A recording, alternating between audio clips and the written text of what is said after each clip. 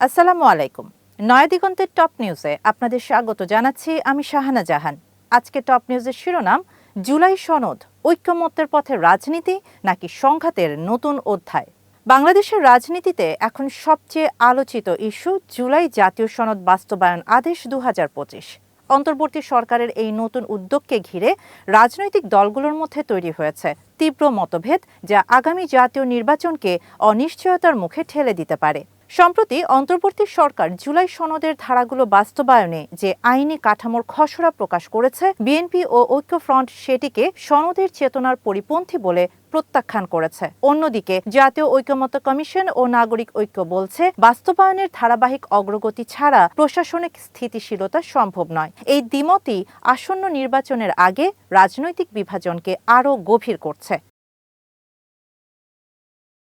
বিএনপির অভিযোগ, কমিশনের সুপারিশে তাদের মতামত উপেক্ষা করা হয়েছে, বরং প্রাধান্য দেয়া হয়েছে জামায়াত ও এনসিপির প্রস্তাবকে। দলটি মনে করছে এটি নির্বাচন বিলম্বিত করার এক প্রকার রাজনৈতিক অপচেষ্টা। বিএনপি নেতারা পাকিস্তানের ইয়াহিয়া খানের এলএফও এবং আইয়ুব খানের বেসিক ডেমোক্রেসি ব্যবস্থার সঙ্গে তুলনা করছেন, যেখানে ক্ষমতা ধরে রাখার জন্য জনগণের মতামতকে প্রভাবিত করা হয়েছিল।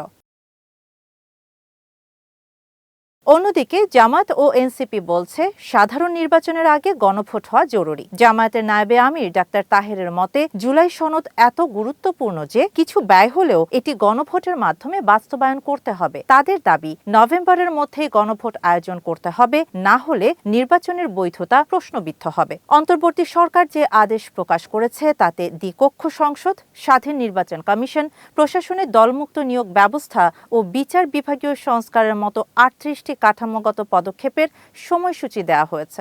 তবে মূল বিতর্ক হল জাতীয় পুনর্গঠন পরিষদ ও সংবিধান সংশোধন কমিশনের কাঠামো নিয়ে। প্রধান উপদেষ্টা ডক্টর মোহাম্মদ ইউনূস বলেছেন, জুলাই সনদ একটি জাতীয় অঙ্গীকার, তবে এটি নির্বাচনের সময়সূচি বা প্রক্রিয়াকে বাধাগ্রস্ত করবে না। তবুও রাজনৈতিক মহলের শঙ্কা, বিএনপি ও জামায়াতের অংশগ্রহণ না থাকলে নির্বাচনের বৈধতা নিয়ে সংশয় তৈরি হবে। রাজনৈতিক বিশ্লেষকরা বলছেন, এক্ষেত্রে তিনটি বিষয় সামনে আসছে। প্রথমত, সরকার ও দলগুলো সংলাপের মাধ্যমে ঐক্যমত্যে পৌঁছালে নির্বাচন নির্ধারিত সময়ই হবে।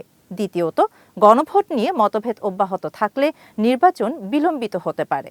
তৃতীয়ত, সরকার একতরফাভাবে আদেশ কার্যকর করলে এর গ্রহণযোগ্যতা নিয়ে বড় বিতর্ক তৈরি হবে। এদিকে আওয়ামী লীগ এখনো আনুষ্ঠানিক প্রতিক্রিয়া না দিলেও ঘনিষ্ঠ সূত্র বলছে, দলটি কিছু ধারাকে আইনি জটিলতার উৎস হিসেবে দেখছে, বিশেষত রাজনৈতিক নেতাদের সম্পদ ঘোষণার বাধ্যবাধকতা সংক্রান্ত অংশকে। সব মিলিয়ে বলা যায়, জুলাই সনদ বাস্তবায়ন আদেশ এখন শুধু প্রশাসনিক পদক্ষেপ নয়, বরং ফেব্রুয়ারির নির্বাচনের বৈধতা ও গণতান্ত্রিক পুনর্গঠনের লিটমাস টেস্ট। যদি রাজনৈতিক আস্থা ও স্বচ্ছ সংলাপ নিশ্চিত না হয়, তবে বাংলাদেশের গণতান্ত্রিক রূপান্তর আবারও অনিশ্চয়তার ঘূর্ণিতে পড়ে যেতে পারে।